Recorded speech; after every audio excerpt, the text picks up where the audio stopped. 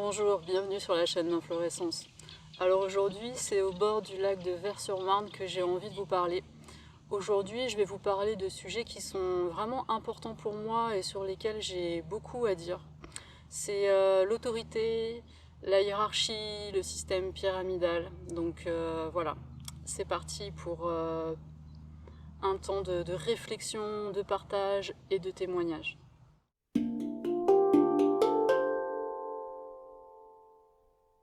Alors peut-être avant de commencer, j'ai envie de préciser dans quel état d'esprit je fais ces vidéos depuis quelques semaines. Je parle à la première personne. Je parle à la première personne parce que c'est ce que j'encourage aussi quand j'anime des ateliers ou quand j'accompagne les personnes, c'est de s'exprimer à partir de sa propre présence, de sa propre personnalité, de sa propre sensibilité, de sa propre expérience, de sa propre réalité. Et je pense que ce que j'exprime, ça a beaucoup plus de saveur, de profondeur et d'intérêt si je parle pour moi. Et j'encourage chacun à faire de même parce que je pense que c'est quelque chose d'important de parler à partir de soi. Ceci étant dit, ma personne n'a aucun intérêt quelque part. Alors évidemment, je suis la personne la plus importante pour moi, ça c'est juste normal et c'est normal pour chacun d'être la personne la plus importante pour soi, c'est pas ça que je veux dire. Mais si je fais ces vidéos, c'est pas juste pour parler de moi. Je veux dire, on s'en fiche d'avoir des vidéos sur Karine Lépouchard, c'est pas ça qui est intéressant. Ce qui est intéressant, c'est que à partir de ce que j'exprime dans ma propre réalité, chacun en connexion avec sa propre réalité puisse sentir ce qui résonne en fait, que ça puisse servir de miroir sur ce qui résonne positivement, dans un sens où peut-être dans ce que je vais exprimer, pour vous, ça va vous faire « Ah oui, mais c'est exactement ce que je vis en ce moment où j'ai vécu ça ». Et peut-être que ça peut vous aider à mettre des mots, des concepts, de la compréhension, du sens sur peut-être des choses qui résonnent aussi pour vous et que ça peut vous soutenir dans ce sens-là. Et peut-être aussi ça peut être intéressant quand ça ne résonne pas du tout et quand ça vous montre des miroirs inverses, c'est-à-dire que parfois il y a quelqu'un qui s'exprime à partir de ses réalités et à soi ça fait mais pas du tout quoi. Alors pas du tout. Et je pense que c'est aussi intéressant, c'est-à-dire que quand ça résonne pas du tout ou quand ça fait un miroir inverse, de dire ah oui mais alors moi c'est pas du tout comme ça. Et du coup c'est aussi une accroche et un point d'ouverture possible pour se poser la question, mais alors pour moi c'est comment? Pour moi c'est comment et comment je le... Tiens, j'ai un petit signe là qui vient me dire bonjour, salut. Comment est-ce que moi je l'exprimerais, c'était comment pour moi, etc. Voilà, donc si je fais ces vidéos, c'est pas juste pour parler de moi, ça c'est voilà, c'est vraiment pour donner l'occasion à ceux qui ont envie de prendre le temps de regarder en eux, tout en écoutant, ce qui résonne, comment ça résonne, et d'aller explorer pour soi comment c'est. Et ça, je pense que c'est vraiment intéressant pour le coup. Voilà. Donc, aujourd'hui, un gros sujet, l'autorité. On est dans un contexte, là, je fais cette vidéo, on est au début juillet 2020. On est dans un contexte où tout un milieu décrit beaucoup et dénonce beaucoup les systèmes pyramidaux. Hein. La pyramide, c'est quelque chose qui questionne et qui suscite beaucoup de colère, de réaction. Et à juste titre, hein, il me semble que c'est vraiment quelque chose effectivement à questionner et à les regarder de près. Et justement, c'est toujours ma démarche, moi, dans ces cas-là, c'est d'aller regarder d'abord comment ça se place en moi. C'est-à-dire que, effectivement, je peux observer qu'à l'extérieur de moi, au niveau collectif, dans l'humain, depuis des années, des centaines d'années, des milliers d'années, il y a des fonctionnements de type pyramidaux et hiérarchiques, c'est-à-dire qu'il y a des personnes, peut-être que je vais placer au-dessus de moi, et peut-être qu'il y aura d'autres personnes qui seront encore au-dessus, et au-dessus, et au-dessus, et au-dessus. Et en même temps, il y a des personnes que je vais peut-être placer en dessous, et d'autres encore en dessous, etc. Et donc il y a toute une hiérarchie verticale, possiblement. Et en tout cas, il y a beaucoup de personnes qui fonctionnent comme ça, et c'est intéressant d'aller voir, quand on se sent en réaction par rapport à certains rapports hiérarchiques de pouvoir, etc. C'est vraiment intéressant d'aller voir comment c'est construit d'abord en soi. Donc c'est ça que j'encourage, dont j'ai envie de parler, c'est d'aller regarder comment tout ça s'est construit en fait. Alors déjà, ce qui me paraît intéressant, c'est une fois que je me rends compte qu'il y a des personnes ou des institutions, ça peut être n'importe quoi, hein, un groupe de personnes, une personne en particulier, ça peut être des personnes morales, des institutions, etc., qui vont être soit au-dessus, soit en dessous de moi, de regarder quelles sont les raisons pour lesquelles je les ai placées au-dessus ou en dessous, et dans quel champ, dans quel domaine de ma vie ça peut être opérationnel en moi. Par exemple, peut-être dans le domaine de la cuisine, il y a des personnes qui pour moi sont des références et que je peux possiblement placer comme au-dessus de moi dans le domaine de faire à manger, par exemple, et dire bon bah telle personne clairement pour moi c'est une autorité dans le domaine de du faire à manger, de se régaler, etc. Et puis dans d'autres domaines de compétences, ce seront d'autres personnes que je placerai entre guillemets au-dessus de moi. Et dans d'autres champs de compétences, il y a des personnes que je vais mettre en dessous de moi parce que je vais m'estimer peut-être plus capable, et que dans ces environnements et dans ces contextes-là, c'est plutôt moi qui vais prendre le pouvoir sur ces personnes-là.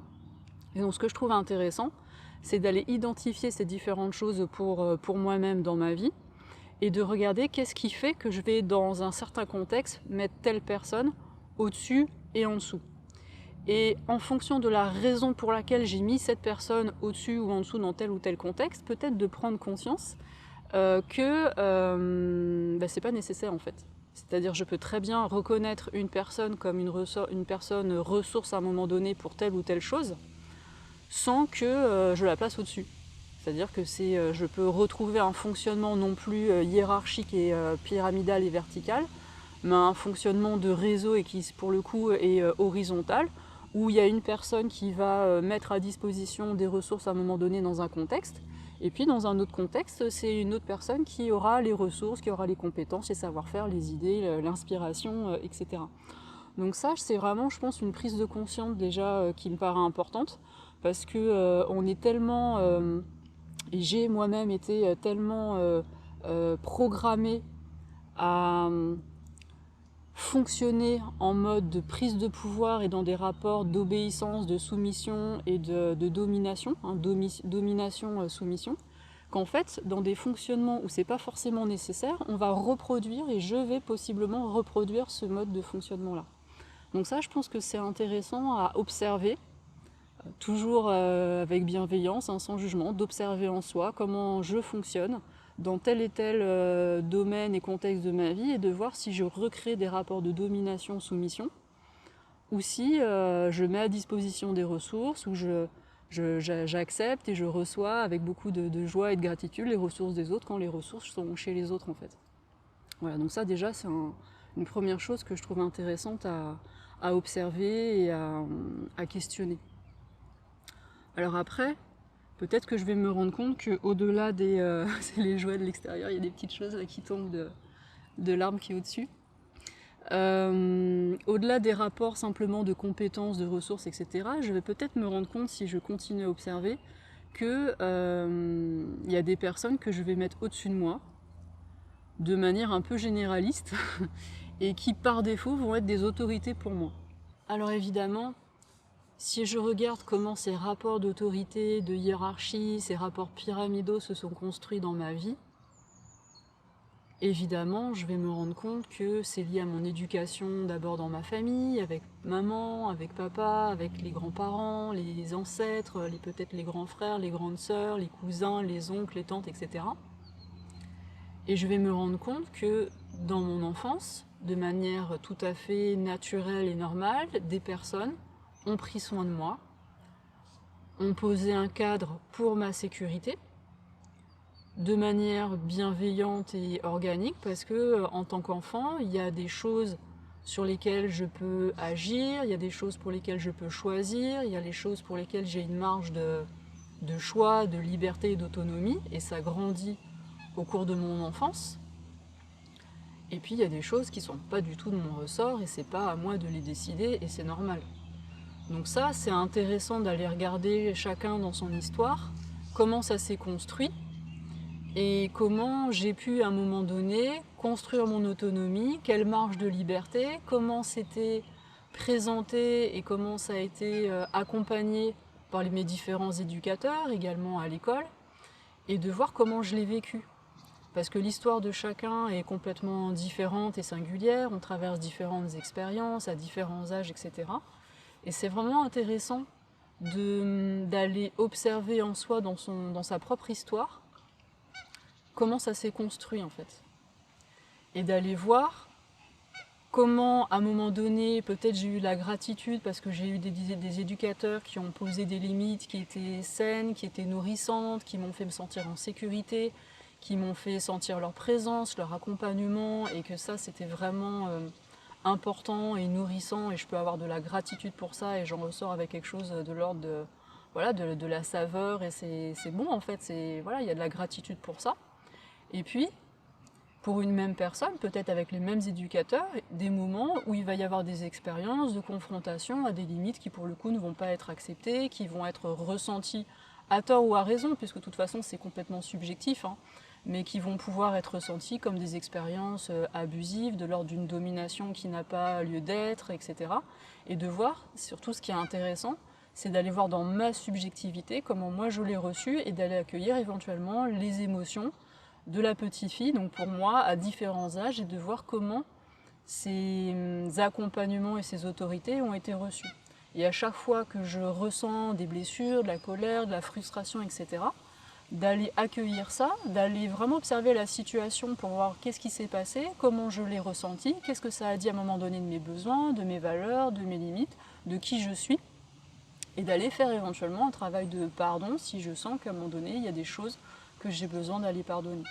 Et ça, c'est vraiment un travail qui me paraît important et nourrissant, parce que c'est si je fais ce travail que je vais pouvoir à un moment donné construire, ici et maintenant en tant qu'adulte, peut-être un rapport un peu plus conscient et éclairé de ma verticalité en relation avec les uns et les autres.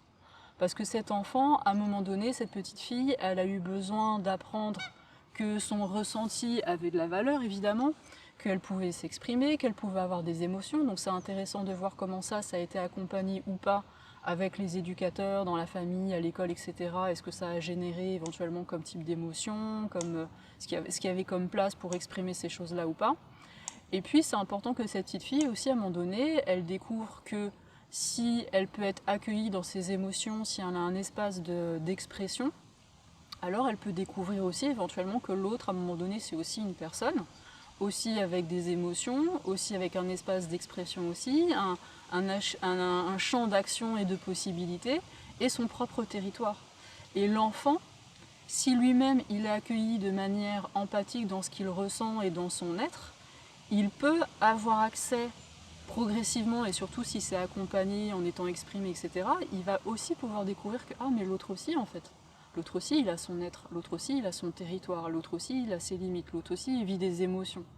Et si l'enfant est accueilli quand il vit des émotions inconfortables, par exemple, et s'il peut les exprimer, alors il va se rendre compte que l'autre aussi, possiblement, il a aussi des émotions inconfortables, il peut aussi les exprimer.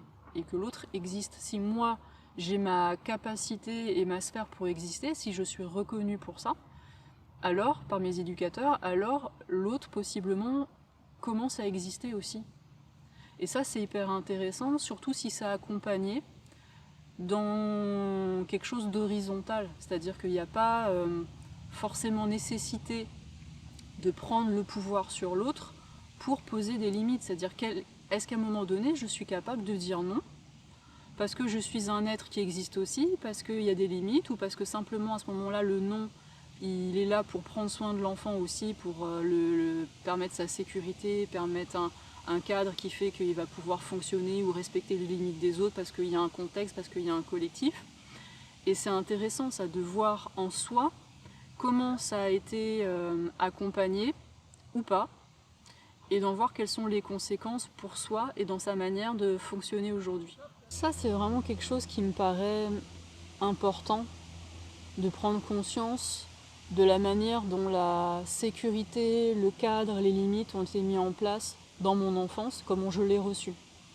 Parce que si je l'ai reçu comme une prise de pouvoir d'une autorité sur moi, Alors, quand moi-même je vais avoir besoin pour prendre soin d'abord peut-être de moi, de poser mes propres limites, de poser ce qui est ok pour moi et de ce qui n'est pas ok pour moi, ou peut-être de prendre soin d'un enfant si moi-même je suis une éducatrice, un éducateur, alors je vais avoir beaucoup de mal à placer mes propres limites pour moi ou pour prendre soin de l'autre, sans prendre de pouvoir sur l'autre, si moi-même c'est comme ça que je l'ai vu faire, puisque je vais simplement reproduire ce que j'ai vu faire et ce que j'ai reçu quand j'étais enfant.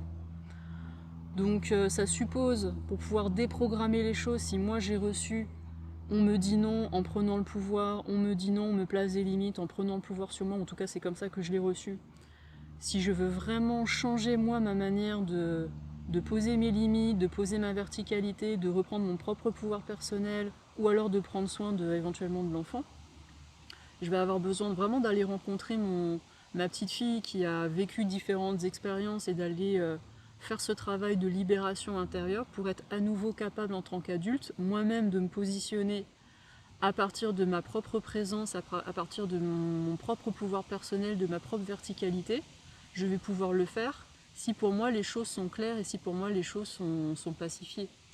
Et alors je peux devenir capable de dire bah là c'est pas possible, là je le sens pas, là c'est pas ok pour moi, là en fait non. Parce que je prends conscience que quand je dis non à quelqu'un, à quelque chose, etc., et que je le fais à partir de ma propre présence, je le fais en prenant soin d'abord de moi, c'est-à-dire que je dis oui à mes limites, je dis oui à moi, si je le fais pour prendre soin de moi, je le dis oui.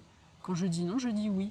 Donc quand je dis non, à quoi je dis oui? Je dis oui à ce que je ressens, oui à quels sont mes besoins à un moment donné, oui à quelles sont mes valeurs à un moment donné, oui à ça c'est mes limites, ça c'est ok, ça c'est pas ok. Et je dis oui à ça en fait. Donc ça me paraît intéressant d'en avoir conscience et de regarder pour soi comment ça s'est construit. Et souvent, ce que j'ai observé, c'est que quand c'est pas encore tout à fait clair et que le travail de rencontre de différentes mémoires d'enfants n'a pas été commencé, ou voilà, quand il y a certaines choses qui n'ont pas été pacifiées à l'intérieur de soi dans sa propre histoire, alors c'est vraiment compliqué de poser un non, que ce soit pour soi-même par rapport à une personne ou pour poser des limites par rapport à un enfant qu'on éduque pour simplement prendre soin de cet enfant-là. Parce qu'il y a de la culpabilité. Il y a de la culpabilité à dire non. Parce qu'on a peut-être l'impression qu'en disant ce non, on a plein de peurs en fait. Il y a plein de peurs qui vont ressurgir avec ce non. Il y a la peur de déplaire, de ne plus être aimé par l'autre. Il y a tout ce passif potentiellement de prise de pouvoir qui fait qu'on dit bah mince, peut-être je suis en train de prendre le pouvoir aussi, moi aussi sur l'autre. Enfin, il y a plein de peurs au niveau inconscient qui vont s'activer quand on dit non, pour soi ou pour l'autre. Et c'est vraiment intéressant de récupérer cette capacité de dire non. Parce que c'est compliqué de se repositionner dans son propre pouvoir personnel et de réellement prendre soin de soi et de vraiment poser sa présence si à un moment donné on n'est pas capable de dire non sans culpabilité et sans violence. Et ça c'est vraiment intéressant d'aller voir, et je prétends pas réussir toujours à dire non sans ça, hein, parce que c'est vraiment tout un chemin, c'est pas si évident que ça. Vraiment de sentir quand on a envie de dire non dans le corps. Qu'est-ce qui se passe? Qu'est-ce qui est ressenti? Est-ce que ça ne sert pas à certains endroits? Est-ce qu'il n'y a pas des peurs? Ça, c'est vraiment intéressant à ressentir. Quand on sent qu'on aurait envie de dire non, et puis en fait qu'on se dit oui, et qu'on se voit tourner autour du pot, etc. C'est vraiment un beau champ d'introspection et d'exploration intérieure. J'aurais vraiment envie d'inviter chacun, encore une fois, à aller observer en prenant le temps vraiment, hein, c'est pas juste 5 minutes, enfin chacun fait ce qu'il veut, mais pour moi je sens que c'est vraiment quelque chose qui se fait sur plusieurs jours, d'aller observer dans mes relations avec les uns et les autres, ça peut être aussi des groupes, ça peut être des amis, etc. Tiens, là, j'ai mis un tel ou un tel au-dessus de moi, je lui donne une certaine forme d'autorité et de pouvoir sur moi. Ah, je sens que là, j'ai envie d'appartenir à ce groupe-là, j'ai envie de plaire à telle et telle personne, j'ai envie de faire partie de ce groupe-là, j'ai pas envie qu'un tel ou un tel me rejette. Et d'aller ressentir dans le corps ce qui se passe, si ça tiraille, etc. Et d'aller questionner ces formes de pouvoir qu'on donne à l'extérieur de soi. et de ressentir si c'est juste pour soi et si c'est vraiment nécessaire. Est-ce que c'est vraiment nécessaire de maintenir ces rapports-là avec ces personnes-là? Et de le faire vraiment en conscience en fait. Ça me paraît important. Parce que si je continue à fonctionner dans mon rapport avec mes proches, avec les uns et les autres, dans des rapports de domination, soumission, de pouvoir et d'autorité, au niveau individuel, ça va être compliqué de construire un nouveau monde ou un monde d'après plus harmonieux où chacun trouve sa place si encore individuellement je me rends compte que je suis encore dans ces fonctionnements-là. Parce que pour moi le monde d'après, le nouveau monde tel qu'il me remplit de joie quand je l'imagine, c'est un monde où chacun justement reprend son pouvoir personnel. Et donc c'est intéressant de regarder et de questionner qu'est-ce qui fait que je ne le reprends pas. Alors il y a toute l'histoire de mon enfance évidemment, de l'historique et de comment les choses se sont construites psychiquement avec les charges émotionnelles, etc. Mais il y a vraiment ces peurs à aller regarder et à les questionner.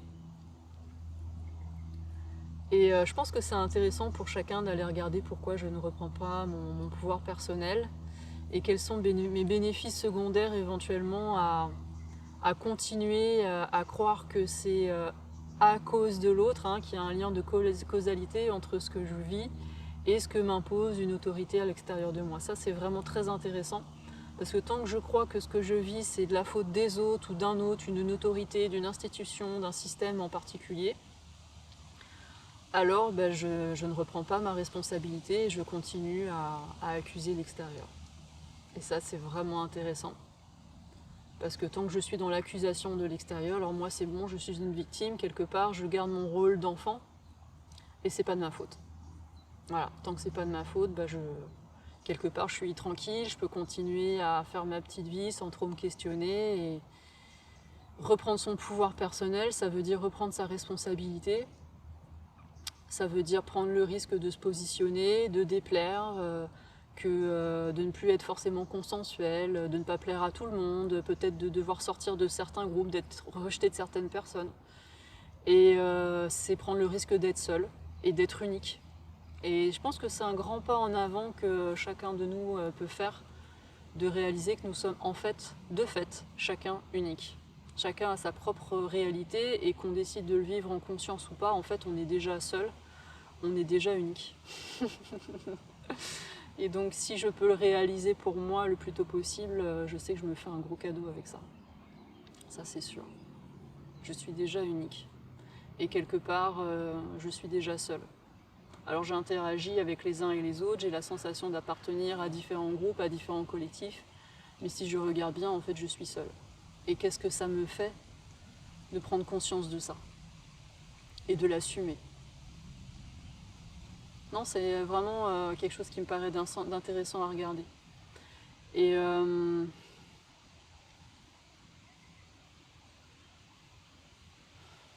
ce qui me paraît intéressant aussi à regarder, c'est à partir du moment où je fais mes propres choix, où j'assume mon unicité, où j'assume qui je suis et que je reprends mon pouvoir personnel, alors est-ce que je vais prendre le risque de faire des erreurs, de me tromper, d'être à côté de la plaque? Est-ce que je prends ce risque-là? Parce qu'une vie où je reste dans le moule, soumis à une autorité, ou dans une vie dans laquelle j'ai toujours envie de faire plaisir, moi j'ai été une spécialiste de ça, hein, je sais vraiment de quoi je parle, où je veux toujours être souriante, sympa, etc. Cette vie-là, elle n'aura pas du tout le même goût qu'une vie où je prends le risque d'être qui je suis, des fois de faire la tronche, des fois de pas être bien, des fois de dire non, ça c'est pas possible, je le sens pas, ça j'ai pas envie. Voilà, ah bah non en fait j'ai pas envie, sans me justifier, sans dire parce que, sans construire tout un scénario, etc. Non là ça j'ai pas envie en fait de ça. Ça c'est pas ok, ça je le sens pas, ça non. Voilà. Et que l'autre s'il est pas content, ça lui appartient en fait. Est-ce que je suis capable, ici et maintenant, de prendre ce risque-là? Bonjour. Voilà, donc ça c'est intéressant à regarder. Et ça peut changer au cours d'une journée en fait, c'est-à-dire qu'il y a un moment donné où je vais me sentir capable de ça, et il y a d'autres jours où je vais moins me sentir capable, et ça aussi ça s'accueille, c'est-à-dire que c'est pas gravé dans le marbre. Il y a des jours où on a plus ou moins de moyens et de possibilités, plus ou moins de marge pour se sentir plus ou moins dans son pouvoir personnel. Rien n'est figé en fait. Et je pense que si vraiment, si à quoi nous aspirons les uns et les autres, c'est de nourrir un monde d'après, un nouveau monde qui soit plus harmonieux, plus à l'écoute et plus dans le respect de la vie en soi, de la vie autour de nous, alors je pense qu'il y a vraiment nécessité, j'allais dire urgence, pas trop mettre la pression, mais en tout cas nécessité, pour ceux qui se sentent l'élan pour ça, hein, de vraiment prendre ce temps-là pour aller accueillir tout ça, regarder tout ça, parce que si à un moment donné c'est pas personnellement, si c'est pas mon propre engagement personnel, et si moi je me positionne pas d'abord pour moi, alors au niveau collectif, je vois pas comment ce sera possible. Parce que le collectif il est fait d'abord d'individus, et donc pour moi c'est vraiment à l'individu d'aller faire ce chemin-là. Voilà. Voilà ce que j'avais envie de vous partager sur ce sujet de l'autorité. Et juste pour l'anecdote, ce signe que vous voyez derrière moi, en fait, ça fait un petit moment que j'interagis et que j'essaye de l'approcher, etc. Ce que je trouve vraiment touchant dans le symbole, c'est qu'il se soit mis derrière moi comme ça, et je trouve ça vraiment joli et touchant, et je le remercie de sa présence à ce signe-là. Et ce qui me touche d'autant plus à ce signe-là, c'est qu'en fait, il a une blessure au niveau de son cou. Il a un hameçon de pêcheur, il a un fil de pêche qui est pris dans son cou. Donc j'ai pas réussi à l'approcher suffisamment pour l'instant pour voir si je pouvais faire quelque chose. Je sais pas si je pourrais l'approcher, mais je trouve ça vraiment touchant d'avoir cet animal-là qui est là, avec son hameçon et son fil de pêche qui est là, et qui se positionne comme ça juste derrière moi. Voilà, la petite anecdote. Voilà ce que j'avais envie de partager avec vous sur ces rapports hiérarchiques, d'autorité, de prise de pouvoir, etc. Donc je vous laisse ressentir ce qui aura résonné ou pas pour vous à travers cette vidéo. Et puis comme d'habitude, si vous avez des commentaires, des choses que vous avez envie de partager sur ces sujets, n'hésitez pas à les poser, ou si vous avez des questions, n'hésitez pas à les poser dans les commentaires juste en dessous. Et puis prenez bien soin de vous, et je vous embrasse bien fort. Prenez bien soin de vous. Bye bye.